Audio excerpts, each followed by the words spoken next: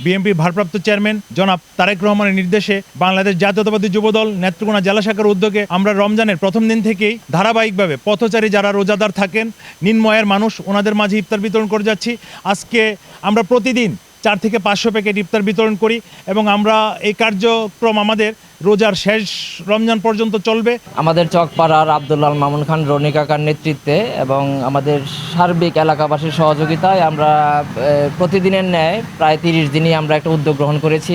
পথচারী এবং গরিব অদুস্থ মানুষ যাতে ইফতারটা করতে পারে, একদম আসরের নামাজের পর আমরা ইফতার বিতরণ শুরু করি।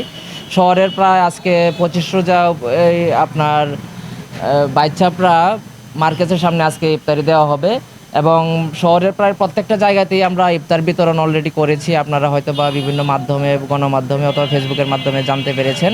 আমাদের এই ইফতারের মধ্যে আপনার খিচুড়ির সাথে ডিম এবং বিভিন্ন ধরনের সবজি যেমন মিষ্টি লাউ, গাজর, পেঁপে, টমেটো, কাঁচামরিচ সহ, সালাদ টালাদ সহ, খেজুর সহ আমরা দিয়ে থাকি এবং প্রত্যেক সপ্তাহে আমরা আলাদা একটা আইটেম করি, যেটা আপনার গরুর গোস্ত থাকে অথবা মুরগি থাকে অথবা তেহরি দিয়ে আমরা ইফতার আয়োজন করেছি বিগত দিনে।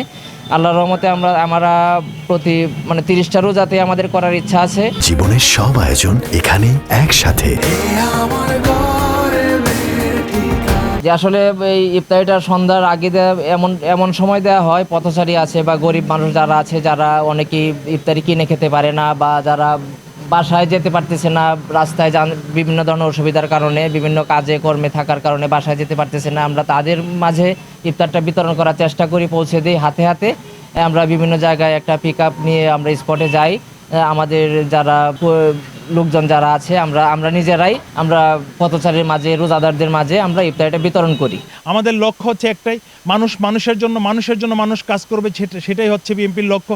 আর বিএনপি সবসময় গণমানুষের দল, মানুষের কথা বলে, মানুষের পাশে দাঁড়ায়। আপনারা জানেন বাংলাদেশের দ্রব্যমূল্য নিয়ে কিছুদিন আগেও বিএনপি ধারাবাহিক কর্মসূচি করেছে এবং আজকে আর দ্রব্যমূল্য কিন্তু ধরা যায় বাংলাদেশে অনেকটা সহনশীল পর্যায়ে আছে। আমরাও চেষ্টা করছি আমাদের জায়গা থেকে সাধারণ মানুষদেরকে, রোজাদার মানুষদেরকে যদি ইফতার করাতে পারি, এটাই বাংলাদেশ জাতীয়তাবাদী দল সহ সকল অঙ্গ সহযোগী সংগঠনের আত্মতৃপ্তি বলে আমরা মনে করি। ধন্যবাদ।